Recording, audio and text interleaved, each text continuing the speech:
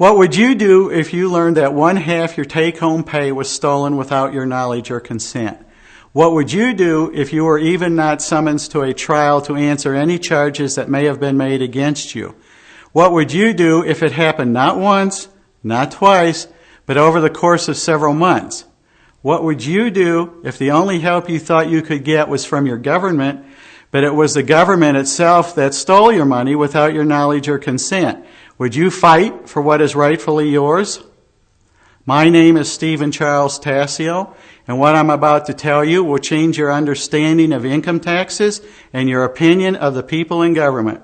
My goal today is to prove to you state and federal personal income tax is unlawful. My personal account may be different from your own, or maybe not. I am no different than any other citizen in America, other than the fact that Colorado government officials have chosen to disregard the Constitution and federal laws and unlawfully steal thousands of dollars from me over the course of several months. Not only was I denied the right to trial by jury, I was also denied any recourse for state remedy against the perpetrators, forcing me to bring them into federal court. In order to protect your wages from further unlawful confiscation, you must know the laws of the land. And the laws of this land are given in the Constitution. This leads me to my first point, which is the Constitution. I share with you the facts that prove the Constitution is still in full force and effect today and prohibiting personal income tax in America, thereby giving us recourse to remedies at law against the personal income tax. The truth of the matter is that the Constitution is a written document, and that which it meant when it was written, it means today, period. Phrases like, it's a living document, or it's not for today, or today this clause means this and not that, do not apply to the Constitution, as some judges and politicians would have us believe. In 1803, Supreme Court Chief Justice John Marshall ruled in a landmark case that Congress has no authority to override the Constitution with mere legislation. He also ruled that any enacted legislation that is repugnant to the Constitution is void. This means that in actuality, such an act or statute is inoperative as if it had never been passed. It can impose no duties, confer no rights, create no offices, bestows no power or authority on anyone, affords no protection, and justifies no acts performed under it. No one is bound to obey an unconstitutional law, and no courts are bound to enforce it. This means that only the people voting can amend the Constitution. This doctrine of repugnancy stands today, but what if somebody were to try and actually overturn the Constitution? Could that really happen? During the Civil War, the Army of the Confederacy tried to do that very thing. The desire of the South to secede from the Union was so great that they killed 2 Union soldiers for every Southern soldier killed. Yet despite that great effort, the Constitution is still the law of the land in the South to this very day. By what authority does a servant of the government, created by the people, possess that he can say that which he serves is void? By what other instrument does such a servant, be he judge or legislator, obtain a position over the Constitution that is greater than a position possessed by creators, that is, the people of the government?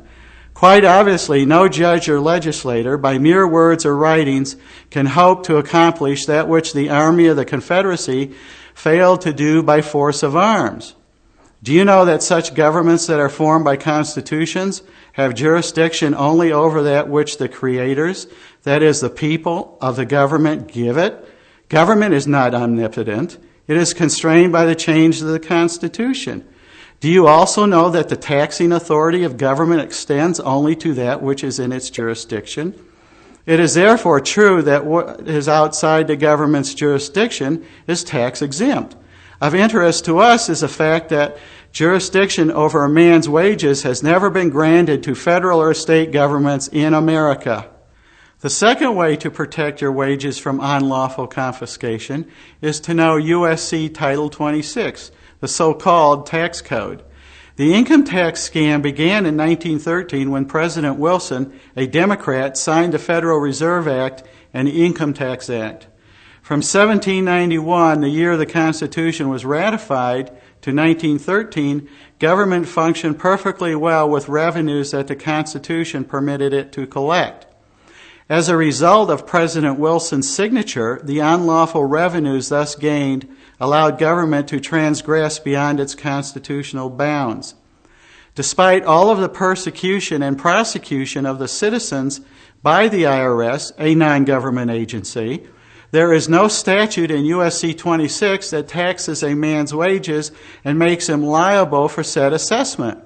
Such a statute could never exist because it would be repugnant to the Constitution. Nor are there any statutes in USC 26 levying citizens for noncompliance with non-existent tax statutes. Nor can there be any requirement to file a return for any non-existent statute, nor can there be any penalty for not filing returns for any non-existent statute. Nor does the 16th Amendment give the IRS the right to tax personal incomes. The 16th Amendment was originally adopted to address issues with farm income. These facts run counter to what we have all been told by people interested in your money.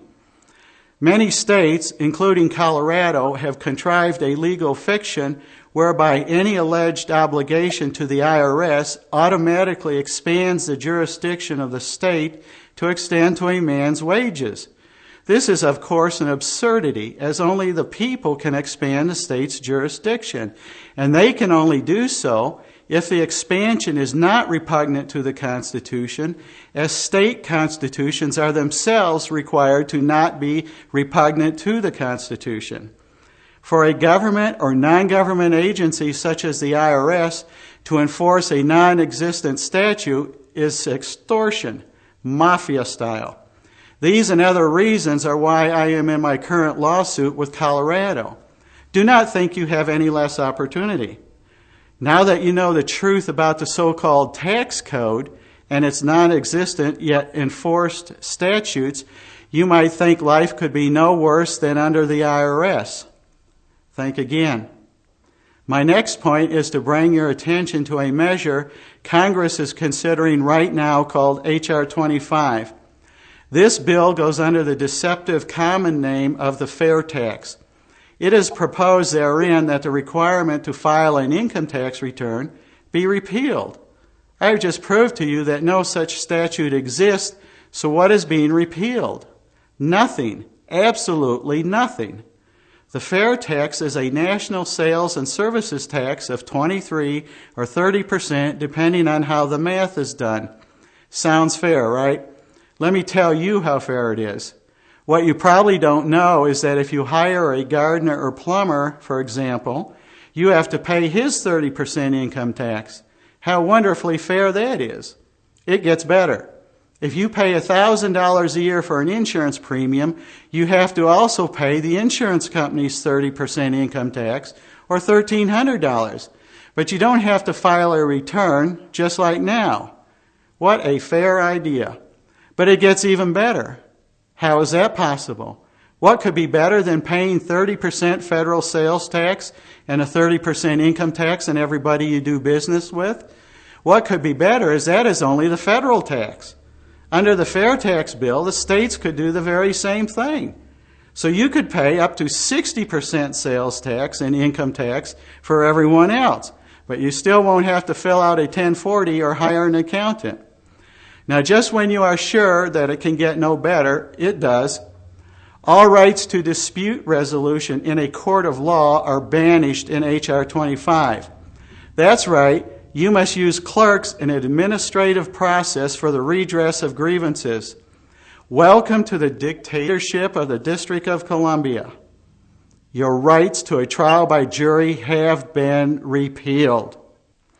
Under H.R. 25, the right of government to seize, levy, garnish, and lien property has been expanded to include citizens as well as government employees. And you are still subject to all the recording and audits that the IRS requires now. Isn't that really fair? Proponents of this scam say that it is revenue neutral. Let me tell you what revenue neutral is all about. Several years ago, I attended a town hall meeting led by U.S. Representative Tom Tancredo in Littleton, Colorado. During the meeting, he reported that government had commissioned a study on the impact to revenue if the personal income tax, capital gains, and death duties, which are all forms of income tax, were eliminated.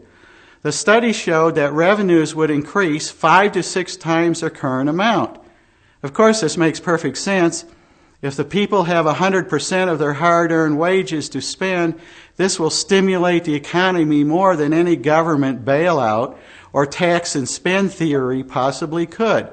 If there are no capital gains taxes, people would invest in American business and not send their companies or their money overseas.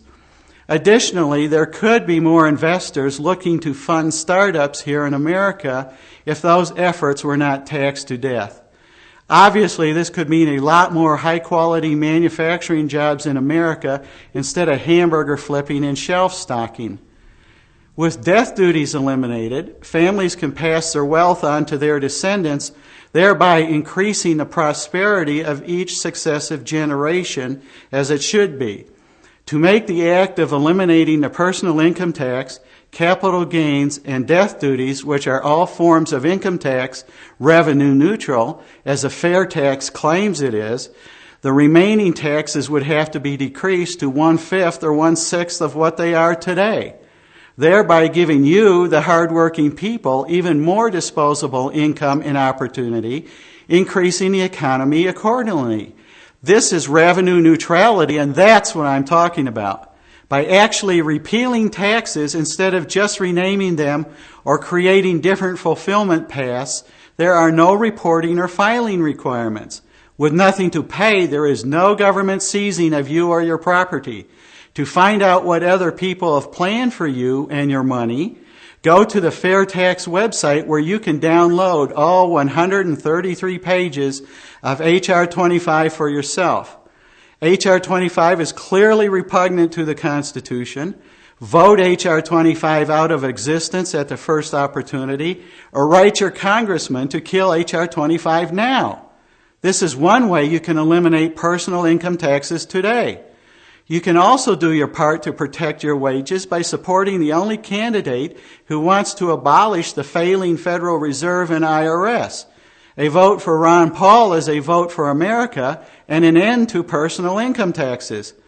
As I stand before you today, I have told you that in order to protect yourself and your wages, you must know and understand the Constitution, USC Title 26, H.R. 25, the Fair Tax, and that by voting for the correct presidential candidate, things can change for the better. If you want more active involvement in changing America for the better, join me as a pro se litigator and researcher to hold the people of government accountable to the courts of our land. There is a need for many such cases as the one I'm litigating at the present. This is the value of an immutable Constitution. It's called the rule of law, which gives us recourse to remedy at law. If you know you have the right stuff to take government into court, and you know that love of country is not love of those in office, send me an email from the link on the web page at the end of this presentation. This is not an offer of employment or to buy anything, but rather the extending of an opportunity to highly qualified individuals to fight a good fight right here in America today. Thank you for watching, and get out and eliminate personal income taxes today. God bless you, and may God bless America again.